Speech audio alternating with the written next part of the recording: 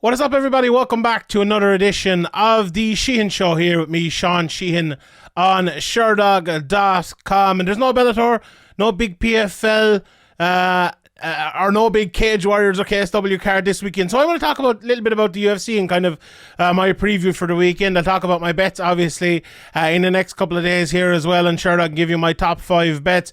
But after kind of last week's event, which I was at, obviously, in Bellator and the UFC, maybe we didn't concentrate on it, me personally anyway, didn't concentrate on it as much as I did on the other card, being in Ireland.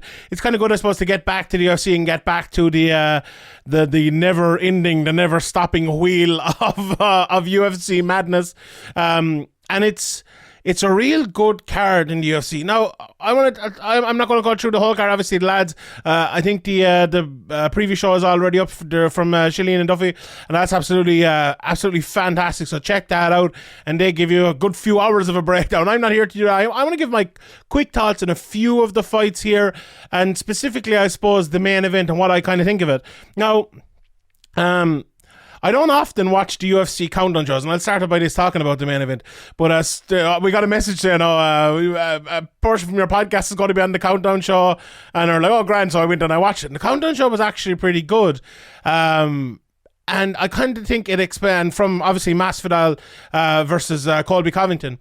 It kind of explains the beef. For someone like me who kind of heard about it, knew about it a little bit, but didn't pay that much attention to it, you know, as people listening to this podcast or watching this on YouTube know, I'm maybe more concerned with the fights and with the outcome of the fights than the beef and all of that stuff. But for this fight, I think I have to go back to my old days, my Chael Sonnen fanning days, my Rampage Jackson sort of fan days, where I think about the kind of the aura around the fight as much as the fight itself. You know, the trash talk, the shite talk, the whatever you want to call it, because this is a big portion of this, and I think the countdown show has actually done a good job of laying that out for someone like me who maybe doesn't know it very well or hasn't paid attention. I don't follow Masvidal on Twitter. I don't follow Colby on Twitter or Instagram or anywhere like that. I try to stay away from that stuff as much as I can. I spend enough time watching fights and looking back at fights. I don't need your high school drama stuff in my life. I just do not need it. Keep that to yourself. But I got a little bit of it here, and it's more than kind of that sort of drama, and it's more than this made up drama. Now, some people do think it's made up, and some people just think they kind of got together in the gym and they're like, look, we'll create a fight, and somewhere down the line it'll happen. But I don't know, do I buy into that much? But the beef kind of starts from a coach of Masvidal and Colby in ATT, I think it is, isn't it? Saying that Colby didn't pay him. Colby argues he did. Masvidal says he didn't. Masvidal is great friends with this coach, and he's kind of one of his main striking coaches, I think. And obviously Colby coming in as a wrestler to help him with wrestling, being helped with his striking in a big way. And his striking, for me, it's very, very much improved over the last few years, and I think it is way better than given credit for. It would have been a big thing for him, and it was a big thing for him, and for him not to pay it, if he didn't pay it, is obviously a cause for a bit of beef there. So that's very, very interesting. Now, Colby denies it. I'm not exactly sure what Colby's argument is. He didn't really get much time to explain it, but maybe if I was to make it up an argument for Colby, I would say, I gave you the wrestling, you gave me the strike, and we're even. But that's not exactly how it works with coaching, I suppose, especially when it is just a striking coach. But it is interesting that beef is kind of there, and that's where it starts from. And now it has exploded from that and saying we were never friends and all of that. But I think the Countdown Show does a good job of kind of explaining the friendship, explaining where it started from. Like, they were in each other's corners. Masvidal said that Colby lived in his car, slept in his couch and stuff for a while. So it doesn't feel to me, as someone who's been watching them kind of for the last couple of years, as they have been at the top of the sport, both fighting for the title twice, if I'm not mistaken, yeah. It didn't feel like they were ever that close of friends, but they were. You know, when you kind of look back and you look at their earlier fights and you look at the fights maybe on the way up, at the top, when they got there, they weren't together, but on the way up, they absolutely were. So it's a tale that is maybe as old as time, I suppose, in MMA, from the days of even Chuck and Tito, as people back covering sport back then would probably tell you better than me, to when I was kind of starting out, or a couple of years ago, I can't remember exactly when it was, but Rashad Evans and and John Jones, and even this weekend someone asked Brian Moore, if you had to fight James Gallagher, would you do it? And he's like, no, absolutely not, he's my team. So that's the sort of thing that happens all the time, and this is another example of it here. And it's one of those things that, you know, we've all watched the film Warrior with the brother versus brother fight, and you know, we've all seen I mentioned it somewhere else, like the Williams sisters taking each other on in tennis down the years. We've all seen friends having to put it you know, go against each other, but this is different, where they have fallen out as friends, are no longer friends, and now they're kind of the best of friends into sworn enemies. So it is an important part of it, I think. Now, let me talk about the fight for a second, because as kind of good and maybe as exciting as what I kind of said there was in terms of a build-up, and in terms of like a theatrical build-up, you might say, I don't think the fight itself is that good, to be honest. I think Colby Covington, now I rate Colby Covington very, very, very highly, and I like, it may be a little bit easier for me because I'm not in America. I don't know much about American politics. I stay out of it. Some people probably love Colby because he's politics. Some probably hate him because he's politics. I don't know jack shit about either side or anything. I look at Colby as a fighter alone. And I know lots of people, you know, even if you do hate Colby, you look at fighter alone as well. So I'm not saying I'm alone or anything like that. But my look at Colby is more of an admiration look at him because of his ability. Now, if you want to discuss politics and everything, we can start another podcast and maybe someone else can do it who's better qualified than me. But sometimes with fighters like that, and it's the same with, you know, even Conor McGregor, for different reasons, or John Jones, or any kind of controversial fighter, whatever the controversy may be for. Even I mentioned Rashad Evans, he was kind of controversial like that for a while as well back in the day. Just because people kind of didn't like him. There's always, with those controversial fighters, there's always going to be, you know, an underestimation or an overestimation of their ability because people are so passionate on all sides. And, you know, if you're a Conor McGregor fan, you're going to say he's the greatest of all time. If you are a Conor McGregor hater, you're going to say he can't defend the takedown, he's rubbish on the ground, he Mac Tapper, McNuggets and all. You know, that's how it works. And he's obviously the biggest example, considering he's the biggest star in the history of the sport. But Colby is a massive example, especially recently as well. But as I said, I look at him as a fighter. Foremost, we can talk about the rest afterwards, but we're talking about the fight this weekend. I talk about the specifics of the fight, and I think he's a fantastic fighter. His takedowns obviously are brilliant. His ability to kind of keep someone against the cage and chain wrestle them and land shots is really, really good. As I said, I think his boxing has improved no end over the years. I think he has a good jab. He's a nice 1-2 down through the middle. He's not the biggest puncher in the world. He's not the best finisher in the world. I don't think he's the best jiu-jitsu in the world, but he's good everywhere. You know, if you give him the opportunity to choke you out, I'm sure he'll choke you out. If you give him the opportunity to land a lot of shots, he can knock you out. He can TKO you or whatever is needed. Very, very well-rounded fighter.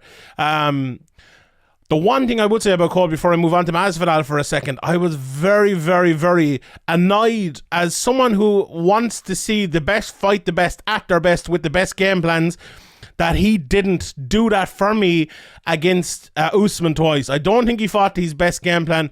I don't think we saw the best version of Colby in either of those. Now, it's very hard for Colby to show the best version of Colby when he's fighting someone like Usman, who is arguably a better version of Colby in all those areas I just mentioned, which is very tough for him, considering, you know, he's probably one of the best in the division at the moment, but the best is just better than you everywhere. But I still think we haven't seen the best version of him in those big fights. Now, the question I have when I see that is, I watched the Countdown show and I saw Colby Covington move gym and move to a new gym. And he went from a guy who was non-stop chain wrestling, brilliance, exactly what you needed, making it a dirty, disgusting, rotten fight where he wins every time, to a kickboxing match. Now, granted, the opponent is Usman and it's very different, but if that is... we've seen fighters down through the years, and the welterweight division is a great example. Tyron Woodley fought Wonderboy Thompson, and he fought like he was fighting a karate fighter for the rest of his career. He ended up getting knocked out by a YouTuber because of it.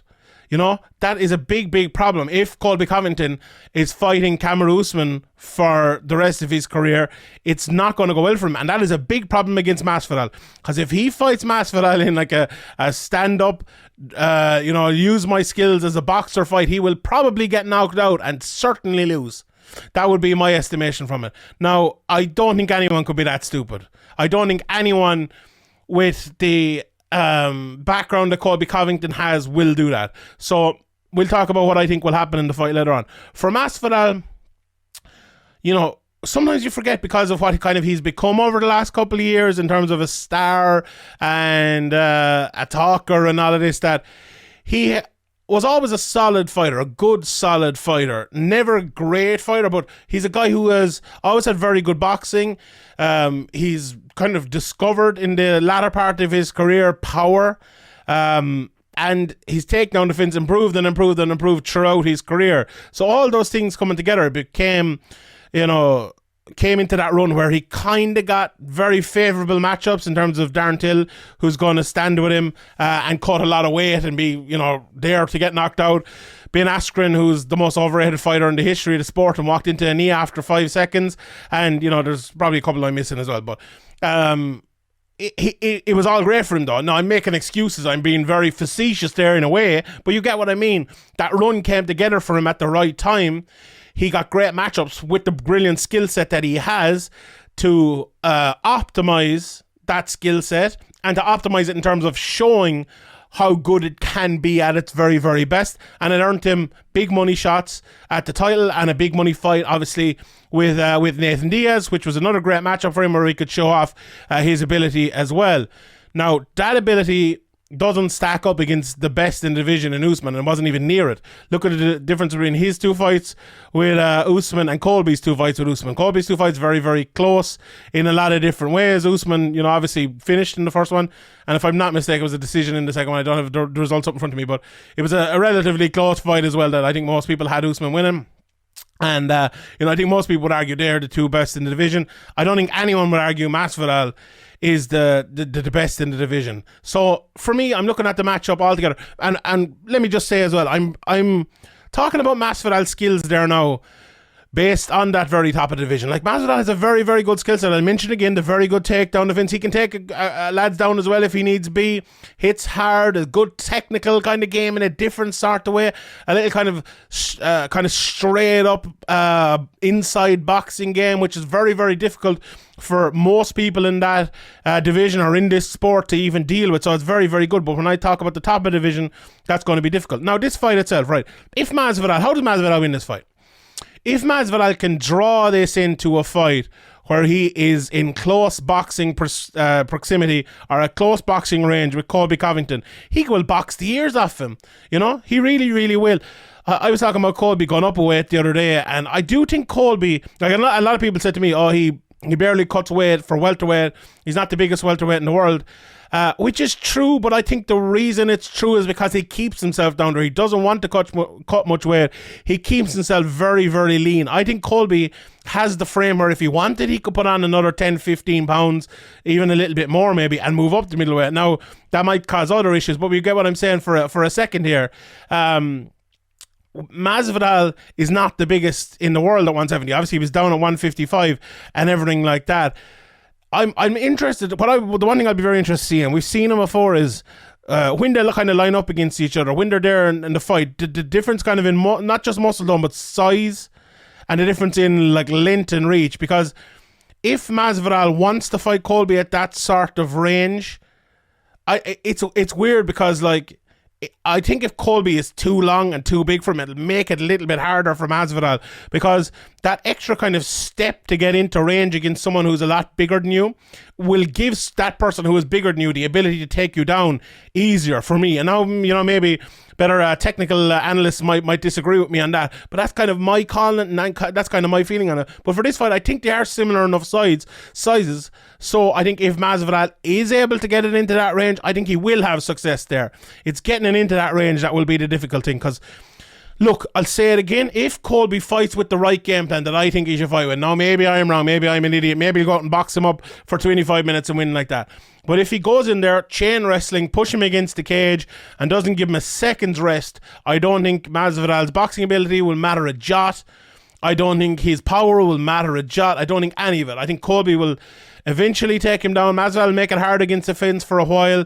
He'll probably last a round or two, and I think Colby will end up just kind of bludgeoning him and beating him out of there, and end up maybe getting the choke or finishing him. or maybe it'll go longer, maybe it'll be 5 rounds, because Masvidal is very, very tough and will see it out. But I think if Colby can push, look, it's not that he can he push him against the fence? Yes, absolutely, every day of the week. Will he absolutely choose that, or will he, like, sometimes, right, you always say in fights, I was watching a fight at the weekend, the Danny McCormack Stephanie Page fight in Bellator, and Danny got hurt with kind of maybe the second, third shot of the fight, and I was kind of saying afterwards, like, she needs to do a bit of striking to set up the takedown. And that, I think, is true for most fights. Let's look at even like someone like a Habib. Maybe he's a bad example, but lots of people. Glover Teixeira, I think, is a great example of someone who wrestles a lot but strikes to set it up. Gustafsson in the past is doing it. There's probably 100. Woodley in the past has been a good example. GSP, obviously, probably the best example of all time. I think Colby doesn't need to do that. No, that goes against all what I said there. I think Colby just needs to go straight across, Chael Sonnen style, put him against the cage and try to take him down. Just try to make this disgusting, dirty dogfight. That's what he needs to do. He doesn't need to give Masvidal one chance. He doesn't need to make this into a pretty fight at all. He doesn't need to set anything up. Just go for it and go and do it. That'll be my call on that. Now, I'll give you my pick and all tomorrow on my bets. But look, my pick is Covington. I might as well just give it to you now, but I'll see what the bets are. I think it'll be, from if I was to go the over-under, I would probably say around 2.5 rounds. I think it might be longer. I think Masvidal will take a while to get out of there. If he does get him out of there, I could see it going the distance as well. But yeah, I think Colby will get it done. One or two other fights I want to mention. I'm just pulling them up here. Very, very important fight in the strawweight division. Marina Rodriguez against Zhao Nan, and also Marina Moroz against Maria Agapova. I've one lad, my good pal Thomas Delaney, who always asks questions into my Q&A in different places, always talks about like the women's fights, especially at the start of this year and the placement they have in cards. Obviously, this is a very, very good card, and they're in the middle preliminary section. But I think at least one of those fights should be a little bit higher up. Those are very, very important fights for that division. I think especially the Yan Xiaonan Rodriguez fight, that could be a fantastic fight as well. I wouldn't be surprised if that was a fight of the night. I would like to see one of those fights higher up, and I think they're really, really good fights. Every time Kennedy and Njoku fights, that's going to be fun. He's fighting Nikolai Nagamarunu, who I just absolutely butchered his name there. Tim Elliott's always fun as well. Kevin Holland, very interesting to see what Kevin Holland we see back here, and it's also very interesting to see what Alex Oliveira we see, because sometimes Alex Cowboy Oliveira comes out and he tries to jab you up and hit you with big shots from the outside, and sometimes he turns into a wrestler. And if I was to give you my opinion, I think he should probably turn into a wrestler. But Kevin Holland, I believe, down for the first time at welterweight in this UFC run anyway. Maybe he's had one. I don't think he has had one before, so I'm looking forward to seeing that. Obviously, Spivak versus Hardy open up the card. And a quick mention in for a couple of minutes here of the other two fights: Barboza versus Bryce Mitchell and Rafael dos Anjos versus Rafael Fizayev. Barboza versus Mitchell first. Look, Barboza is a brilliant fighter. I really love his style. He's like a little bit like Masvidal in terms of what he does, but in a very different way. Like good takedown defense. Hits hard, but maybe not as hard as people let on in terms of knockout power. He has I was discussing the podcast with Graham McDonald the other day, and he was kind of saying about Barboza that he has a few knockouts and he has this reputation for a knockout because of those few knockouts. But a lot of his fights, no, I wouldn't want to take one of his punches or kicks or anything like that, don't get me wrong, but a lot of his fights go longer or don't end by knockout. You could say the same a little bit for Masvidal, but very good takedown defense, very fast, and will make you pay for things. And Bryce Mitchell, who's never fought anyone at this level before, will have to be very, very, very careful against Barboza. No, we know what's going to happen here. Bryce Mitchell is going to try to push the pace, get inside, land shots inside, but try to take him down, try to push him against the cage, try to make it dirty. Go back and watch Barboza against Nurmagomedov. Okay, Habib won the fight and he did really, really well. But Barboza had him in trouble, especially late. Barboza is not a guy who gives up. There's no quitting Eds in Barboza, and he hit him a few times early as well, and he's well able to get away from takedowns at times. He's really fast and good at circling. Barboza is a very, very, very good fighter, and I like him down at 145 as well. And that's a tough matchup. I'll be interested. I haven't seen the prices yet, but I'd be very interested to see the prices for that fight. And that's one I'm really, really looking forward to. I kind of fancy Barboza to catch him with a knee coming in. Mitchell is stupid. That's all that needs to be said. But tough as well. And he might just, we have a great phrase in Ireland here, he might be stupid enough, he might be stupid enough to get through it and take those shots from Barboza and keep going. But if he's not, Barboza absolutely has the ability to land that big shot and get him out of there. So I'm really, really looking forward to that and looking forward to seeing how it plays out.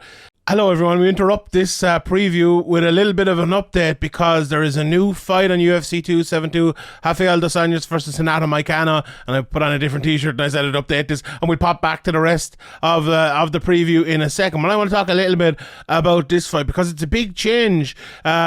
I believe it's remaining 5 rounds, and Carneiro's coming in on a short notice for this one. He only fought Alexander Hernandez back in the middle of February, so he's taking this fight on a few days' notice, but he was preparing for a fight 3 or 4 weeks ago. Now, is that a good thing or a bad thing? I'll let you decide that, but it's a massive change, I think, for Dos Anjos in terms of his preparation. He was preparing for Rafael Fiziev for 5 rounds, who is obviously a big hitter, hits hard to the body, he's all about power, some very good takedowns and stuff as well.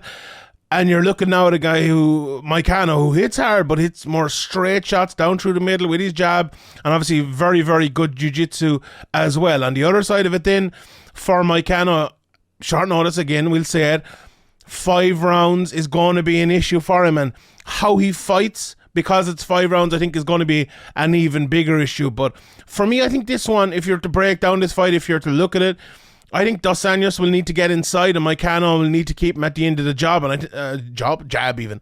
And I think it's as simple as that. I do think, if it was RDA coming in on short notice to fight Carneiro, I think he'd have a better chance, because I think him opening up and landing more shots and giving it 2.5 or 3 rounds of cardio, if he can muster that, would be a winnable game plan. I think for Carneiro it's going to be a little bit tougher. Now, if he jabs him up and jabs him up and jabs him up, absolutely he can do that. But I think Dos Anjos, the previous version of Dos Anjos anyway, it's difficult to know where he is now. Okay, he came back and he beat Paul Felder, but that was in 2020. That's a long, long time ago. And he was up a welterweight before that, so difficult to know what version of Rafael dos Anjos we're actually going to get. I do think, as I was kind of saying there, the previous version of him is very good at getting inside. I think he's a good kind of in-fighter, but it's a weird one. He's like, this is a weird comparison to make, but like Mike Tyson back in the day, when you watch him, he's very good at getting inside, short, squat, and land shots inside and kind of get back out while not getting tied up. I think Dos Anjos is kind of good at that. Now, he can tie lads up as well, push him against the cage, make it dirty, and I think there will be a bit of that in this as well from Rafael dos Anjos. But it's a very, very intriguing fight, a very, very interesting fight. I'm kind of baffled why it's still 5 rounds. I think would have made more sense with a guy taking on short notice to make it 3 rounds, but that doesn't really take away much from it. Look, everyone would rather see Dos Anjos versus Fiziev, or there was talks of Carneiro as well. Talks of Makhachev as well. Obviously, Carneiro now is taking it, but I think this is a good alternative. I think this is still a very, very good fight, and it's a massive, massive opportunity for Renato Carneiro. If he can win this, he vaults himself like right up there, right up the rankings, and it's a massive, massive win for him. And the card didn't need this kind of falling out, and it needed to save this because, as I mentioned earlier on here on the preview, it's a good card while not being a great card, and it doesn't have that big title fight, but it has the kind of the grudge match in the main event. So this fight is a very, very good one. Carneiro, I think, will be game on short notice. I think he will. I don't think he will be one of these guys who just goes in there and tries to throw it out in the first couple of rounds. I think he'll try to intelligently win the fight, and that could pose some problems for Rafael dos Anjos if he's maybe preparing for him to fight a little bit of a different way. But anyway, looking forward to seeing it. Let's get back to the rest of the preview. So those top 3 fights, and the card in general, it's very, very good. I don't think the main event is as strong as an actual fight itself, but I think the crowd will be razzed up. It'll be a very, very big one. Where is this fight on? Is it on the Miami, or is it, or let me just the T-Mobile in Nevada? So it's a pity it couldn't be on there. I know Masvidal has called for fights to be on there, but yeah, maybe in the future. So, yeah, that's my look ahead to UFC 272. Let me know in the comment section below if you agree or disagree with any of it. I'd be interested as well to see who people think will win in the Barboza fight. I think that's a very, very interesting one against Bryce Mitchell. That's the one I'm kind of torn on, and looking at the bets tomorrow that I'm kind of back and forth on who I think will win. So let me know what you think. Let me know who you think will win. Or if you're listening to this, tweet me at Sean Sheehan, BA. Right, I will leave it there, everyone. Thank you very much for listening and watching. My name is Sean Sheehan for Sherdog.com. And I'll see you all next time.